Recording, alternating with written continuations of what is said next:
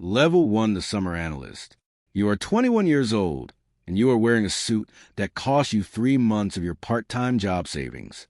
You bought it specifically for this. Not for graduation, not for prom, for this elevator ride on this morning to this floor in this building in Midtown Manhattan, where the air conditioning runs so cold that people keep blazers on in July. You got here through a process that started 18 months ago. You went to a target school, one of the 12 universities that firms like this recruit from consistently. You maintain a 3.8 GPA while simultaneously doing every finance club, every case competition, every alumni networking coffee chat that your calendar could hold. You sent 230 LinkedIn messages to people you had never met. 47 responded. You had coffee with 19 of them. 3 of those conversations led to referrals. 1 referral led to a first-round interview. For interviews later, you have 10 weeks to prove that you belong here permanently. There are 9 other summer analysts. 2 will get return offers. You know this. They know this. Everyone smiles at everyone and means none of it. Your desk is a standing desk that nobody stands at because standing is for people who have time to think about ergonomics. You sit. You open your laptop. Your inbox already has 11 emails, and it is 8:15 in the morning. The first week is orientation. They teach you the firm's values: integrity, excellence, partnership. They are printed on a glass wall in the lobby in large clean letters. Later you will learn that these words mean specific things in private equity that they do not mean anywhere else. Integrity means discretion. Excellence means not sleeping. Partnership means you share the credit upward and the blame downward. You do not learn this in orientation. You learn this by watching. Your actual work begins on day 3. An associate drops a folder on your desk. Inside is a confidential information memorandum, a CIM, for a manufacturing company in Ohio that the firm is evaluating for acquisition. The company makes industrial fasteners, bolts and screws and components that go inside machines that make other machines. You have never thought about industrial fasteners in your life. You will think about nothing else for the next 2 weeks. You build a model, a leverage buyout model, an LBO, which is a financial structure private equity uses to acquire companies. The firm puts in some equity. They borrow the rest. The acquired company's own cash flows pay down the debt over 5 years. If everything goes right, they sell it for more than they paid, and the returns are spectacular. If everything goes wrong, the company drowns in debt, and people lose their jobs. This is the business. You model it in Excel with precision that makes your eyes blur. Revenue projections, EBITDA margins, debt schedules, interest coverage ratios, exit multiples at year 3, year 5, year 7. Sensitivity tables that show what happens if revenue grows at 4% versus 8% versus 12. What happens if margins compress? What happens if interest rates move? You send your first draft to the associate at 11:30 at night. By midnight, you have 47 comments in red. By 2 in the morning, you have addressed 39 of them. By 3, you are asleep at your desk with your cheek on your keyboard and a string of the letter K running across LB 47. You fix it before anyone notices. 10 weeks pass this way. You miss your college roommate's birthday. You miss a cousin's wedding. You tell your girlfriend you will make it up to her, and she stops asking when. You eat lunch at your desk every day except 3. You drink too much coffee and too little water, and your skin does things it never did in college. But you are learning. Every model you build is teaching you something. Every comment an associate leaves on your work, no matter how blunt, no matter how it lands, is information. You study the people above you the way a scientist studies a species. How they speak in meetings, how they frame recommendations, how they manage up when the partners disagree with their analysis. On the last day of the internship, they shake your hand and tell you the decisions will be communicated within 2 weeks. You get the call on a Thursday afternoon. Return offer. You say thank you professionally. You hang up.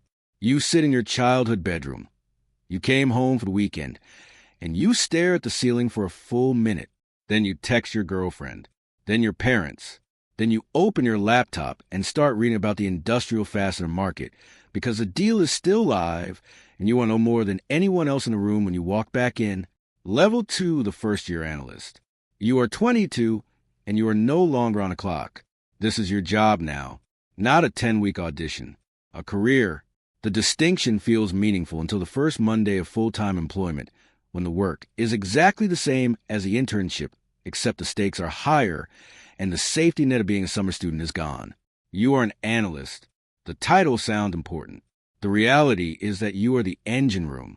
Every deck that a partner presents to an investment committee started as a model that an analyst built at midnight. Every acquisition memo that moves $1 billion of capital started as a research document that an analyst drafted and redrafted until the words were clean enough to show someone important. You do not make decisions. You inform them. The distinction is critical and will define your entire existence at this level. Your firm is evaluating 3 deals simultaneously. Deal 1 is a healthcare software company in Texas. Deal 2 is a logistics business in Germany. Deal 3 is a consumer brand, a snack food company that a large conglomerate wants to sell off. You are assigned to all 3. This is not unusual. This is Tuesday. You develop the skill of context switching the way surgeons develop the skill of staying calm. Monday morning, you are deep in healthcare software metrics, annual recurring revenue, net revenue retention, customer acquisition cost. Monday afternoon, you are reading German logistics market reports. Monday evening, you are analyzing the snack food company's retail distribution data. Your brain becomes a filing system. You know which tab in which workbook has the EBITDA bridge for which company. You know which data room has a customer concentration analysis. You know which banker you can call at 9 in the evening who will actually pick up. The hours are what people outside finance talk about. You are now qualified to give an accurate answer. You arrive between 7:30 and 8 every morning. You leave between 9 and 11 every evening on normal days. Normal days are not the majority. During a live deal process, when the firm is actively bidding on an acquisition, you work until you are done. Done means a deliverable is finished. Done sometimes means 2 in the morning. Done sometimes means you sleep 4 hours and come back. You do not complain about this. Not because you are not allowed to, because complaining requires energy you do not have, and because everyone around you is doing the same thing. So complaining would be stating the obvious, and in this office stating the obvious is the closest thing to a sin. Your salary is excellent, better than 95% of people your age. Your bonus at year-end can double your base if the fund performs. You have money you cannot spend because you have no time to spend it. Your apartment is 12 minutes from the office. You chose it for that reason exclusively. Level 3, the second-year analyst. Something shifted. You cannot name exactly when it happened. Somewhere between month 8 and month 14, the model stopped feeling like foreign objects you were assembling by following instructions and started feeling like instruments you understood from the inside. You know why an LBO works before you build it. You can look at a company's financials for 20 minutes and tell someone what the model is going to show before you open Excel. You have built enough of these that the structure lives in your head as naturally as a language you have spoken since childhood. This is not genius. This is repetition. But repetition at this pace and this volume produces something that looks like expertise. You are given more responsibility in the second year. You run the model instead of building a piece of it. You draft the investment memorandum instead of populating the templates. You sit in on management presentations, meetings where the CEO and CFO of an acquisition target present their business to your firm's deal team, and you are the one taking notes and identifying the questions that need to be asked in follow-up. One afternoon, the partner on your deal has to step out of management presentation for an emergency call. He tells you to continue the meeting. You are 23 years old, and you are sitting across a conference table from a CEO who is 61 and has run his company for 19 years, and you are asking him questions about his EBITDA margin trajectory. He answers them seriously. You realize afterward that he did not see your age. He saw your preparation. He saw that you knew his business. He answered the questions because the questions were good. This is the moment you understand something about this industry that nobody writes in the recruiting brochures. Preparation is the only social credential that works universally. You can be 23. You can be from nowhere. You can have the wrong last name and the wrong accent. If you know more about the business than the person across the table, they will talk to you. The end of the second year brings a decision. Most analysts leave after 2 years. They go to business school. Harvard, Wharton, Stanford, Columbia, Booth. They spend 2 years getting the credential and building a network, and then they come back to private equity as associates at a higher level with better compensation. Some analysts stay. If the firm likes you enough, they offer you a 3rd year or a direct promotion. Being asked to stay is a signal. Being asked is not the same as being sure. You could be asked to stay and still go to business school and come back better positioned. The calculus is specific to each person and each firm. Your firm asks you to stay. You think about it for 3 weeks. You talk to 10 people who made both choices. You make a spreadsheet, because of course you make a spreadsheet. You stay. Level for the associate. You are 25 years old, and your title has changed, and the nature of your responsibility has changed with it. As an analyst, your job was execution. Build the model, write the memo, pull the data. Now your job is judgment. The associates own the deal process. They manage the analysts. They own the relationship with the investment bankers who bring the firm deal opportunities. They are the ones responsible for making sure that when a partner walks into an investment committee meeting, every number in the deck is right. Every assumption has been stress tested. Every risk has been identified and addressed. If something is wrong in that meeting, it is your fault, not the analyst's. Yours. You reviewed it. You signed off. Your name is attached to the work in the way that matters. You are covering a deal now. A software company that sells financial compliance tools to mid-sized banks. The CEO is 44. Former Goldman. Built a business over 11 years. He wants to take money off the table. A partial sale to a private equity firm, while maintaining operational control. You have spent 6 weeks on this. You have read every customer contract you could access in the data room. You have spoken to 8 of the company's 23 clients, calling them under the guise of a market research project that your firm runs as cover for reference checks. You have built a model with 91 rows of assumptions and 22 scenarios. You present to the investment committee. 8 partners are in the room. They have a combined net worth that would fund a small country's healthcare system. They have seen hundreds of deals. They have heard thousands of pitches. You have 25 minutes. You spend the first 3 on market context, 90 seconds on the company overview, 8 minutes on the investment thesis, 5 minutes on the financial model, 5 minutes on risks and mitigants, 2 minutes on proposed terms. Then questions. The questions last 40 minutes. Partners ask questions in private equity, the way prosecutors cross-examine witnesses, not to get information, to find the hole, to find the assumption that doesn't hold, to find the place where your confidence exceeds your evidence. A partner asks about customer retention. You give him the number and the methodology. He asks what happens to retention if the CEO leaves. You have a slide for this. You build it at 11 o'clock on a Tuesday because you knew someone would ask. Another partner asks about the competitive environment. You walk through it. He pushes on a specific competitor you mentioned briefly. You go deep on them. Revenue estimates, product differentiation, go-to-market strategy, why you believe your target wins in a head-to-head. He nods. Not approval. Acknowledgement. That is all you get in this room. At the end, the senior partner says the committee will discuss and communicate a decision. You walk out. The analyst who was with you asks how you think it went. You say, "We'll see." You know exactly how it went. But in this business, you learn not to say things before they are real. 3 days later, they approve the investment. You will spend the next 60 days executing the transaction. Legal diligence, financial diligence, management presentations in 4 cities, negotiating representations and warranties with the seller's lawyers at midnight over documents that are 300 pages long and get longer every day. When it closes, there is no celebration. There is a brief email from the senior partner.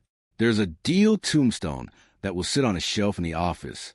There's your name in small letters at the bottom as part of the deal team. Then there is the next deal. Level 5, the senior associate. You manage a team now. 2 analysts report to you on every deal.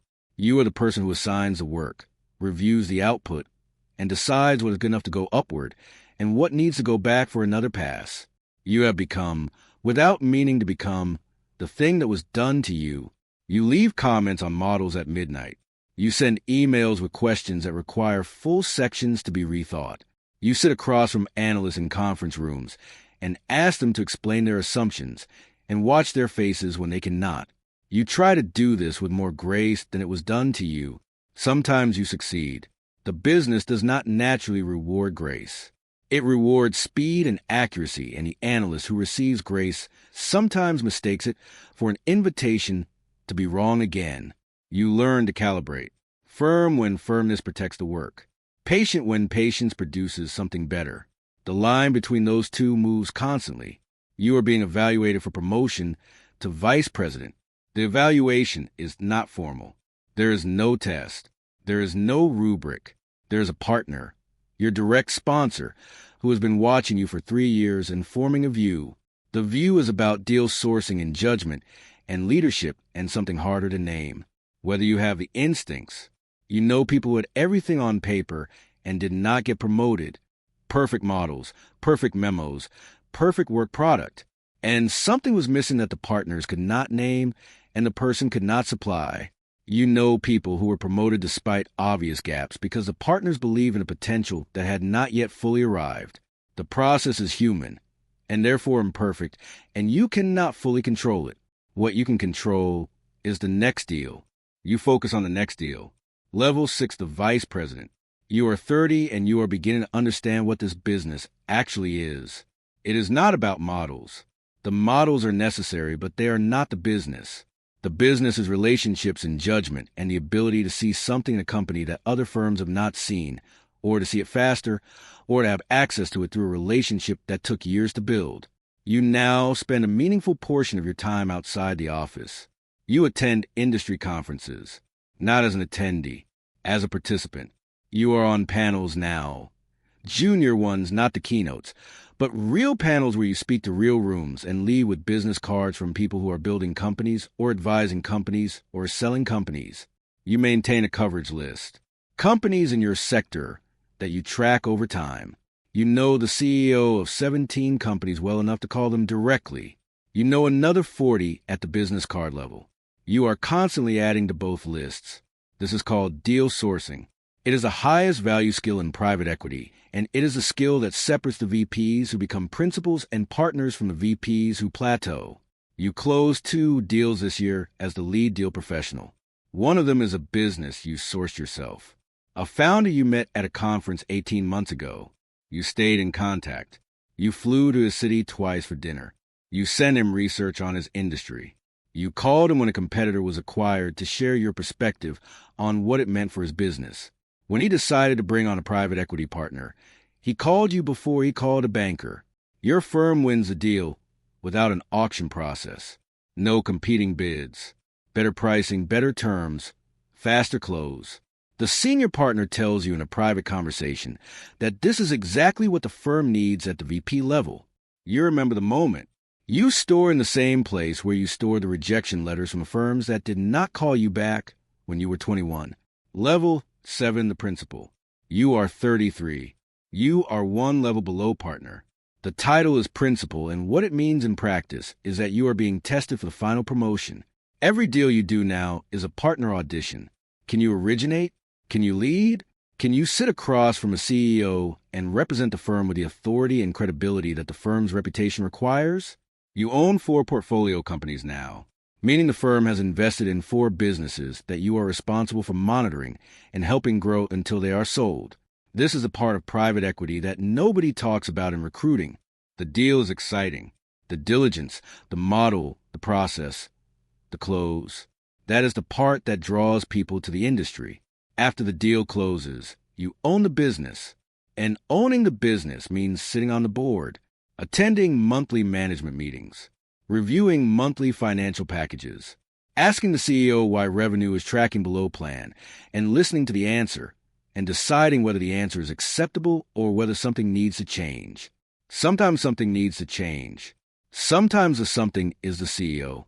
You have sat in a room and told a CEO that the board has made a decision to transition the leadership of the company. You were 32 years old. He was 58.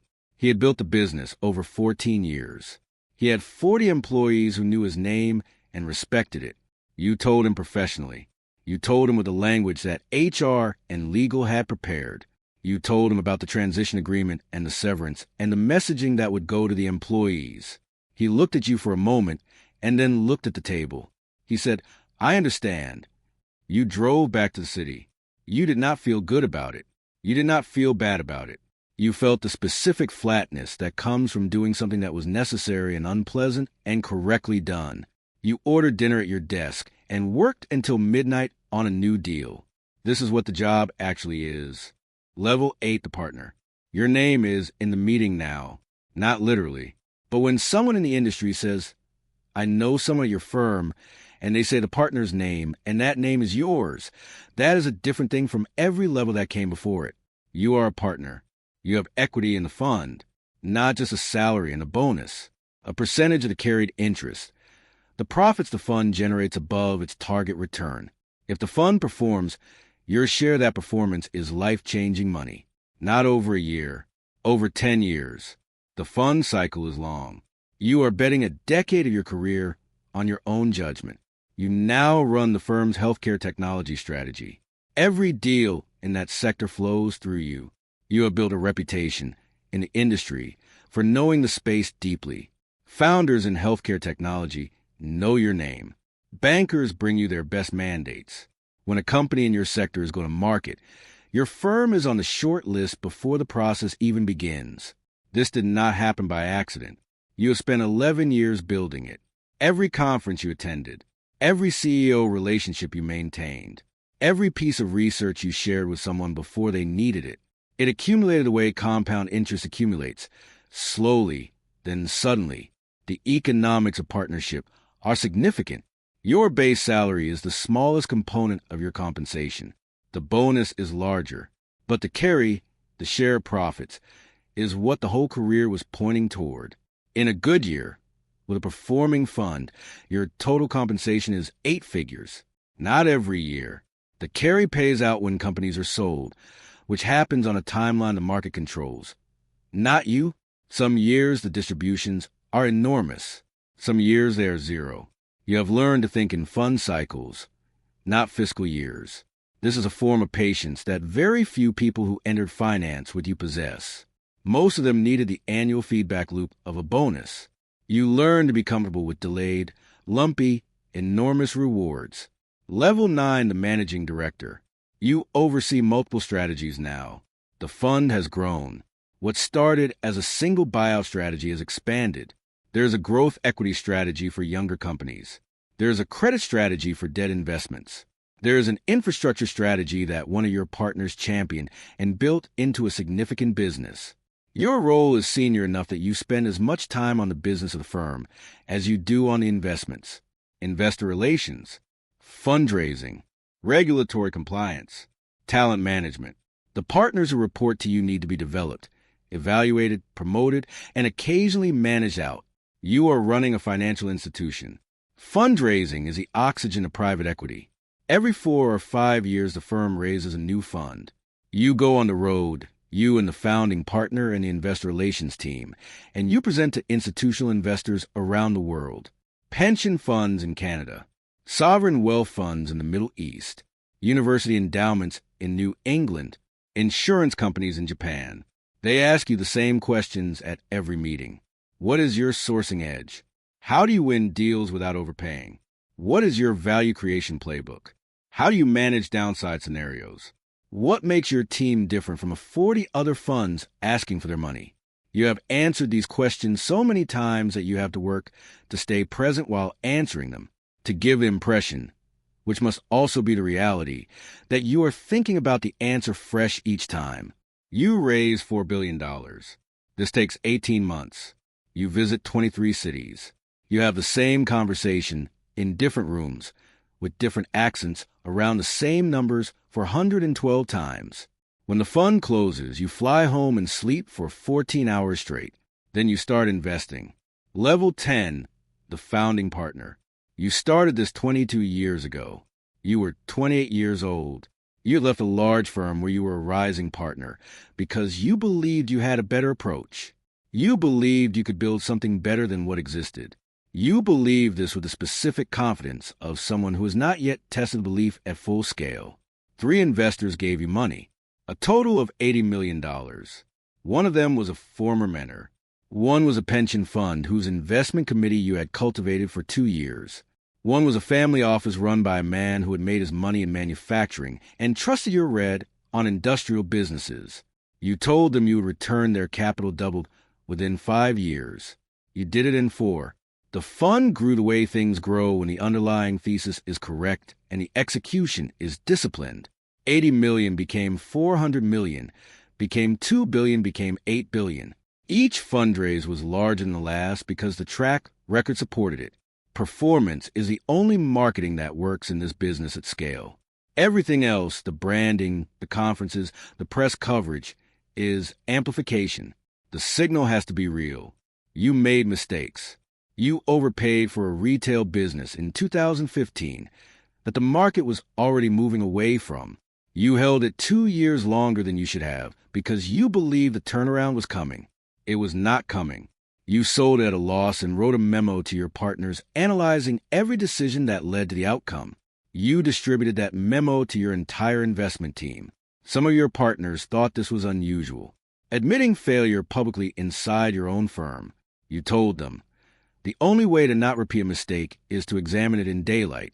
Darkness is where bad decisions get made again. The firm is 22 years old now. 84 investment professionals work here. You know all of their names. You know most of their career histories. You have hired some of them personally from campus talks you gave at schools where you told honest stories about the business, not the recruiting pitch version, the actual version. And the ones who were still interested afterward were the ones you wanted. You sit on the investment committee for every deal, not because you need to approve everything, because you learn something from every deal that keeps you connected to the actual business, not just the management of the business. This is a discipline that most founders at your stage lose. They become managers. You are still an investor. Your wealth is a number you have stopped thinking about directly. It exists. It is significant. It is a result of 22 years of carry accumulating across 9 fund vintages. It is managed by people you trust and invested in things that are not your own fund, because diversification is the advice you give portfolio company founders, and you apply it to yourself. You have given significant amounts away to a university that gave you a scholarship when you were 17 and could not have attended otherwise, to a hospital, to an organization that trains a first generation of finance professionals from communities that have historically been invisible to firms like yours. This last one is personal. You grew up in a neighborhood where nobody went to Wall Street. Nobody knew what Wall Street was in a specific, practical, navigable sense. You figured it out by accident and by persistence and by being in the right room at the right moment. You want to reduce the accident component for the next generation. You still come to the office every morning before 7. The markets open at 9:30. You are reading before they open. Financial news, portfolio company updates, industry research, economic data. Your brain has done this for 22 years, and stopping feels like stopping a habit that is also a reflex. A junior analyst passes your office one morning. She is there at 6:55, earlier than almost anyone else. She has a model open on her screen that she has been building since the day before. She does not notice you watching from the doorway. You notice what she is doing. She is not just building the model. She is questioning it. She has a notepad next to her laptop. She is writing down the questions her model is not answering and thinking about how to answer them. This is the thing. The model is the easy part. Anybody with training can build the model. The rare thing is sitting with what the model cannot tell you and finding ways to know anyway. You walk to your office. You do not interrupt her. Somewhere right now, a college junior is sitting in a library cubicle surrounded by recruiting materials. She is from a city nobody associates with finance. Her parents did not work in finance. She does not have the network or the legacy or the name that most of the people applying to these internships have. She has a spreadsheet. She has tracked every firm, every application deadline, every recruiter contact, every campus event, every piece of publicly available information about what these firms do and how they make money and what they look for. She is going to send 160 applications. She is going to hear back from 14. She is going to get one offer. One is all she needs. She does not know yet what the next 20 years will look like. She does not know the deals or the hours or the decisions or the mornings where the screen shows a number that means something's gone wrong, and she has to think clearly anyway. She does not know that the thing that got her to that library cubicle, the discipline, the preparation, the refusal to accept that the door was not for her, is the same thing that will carry her through everything that comes after. She closes her laptop. She opens it again. She gets back to work.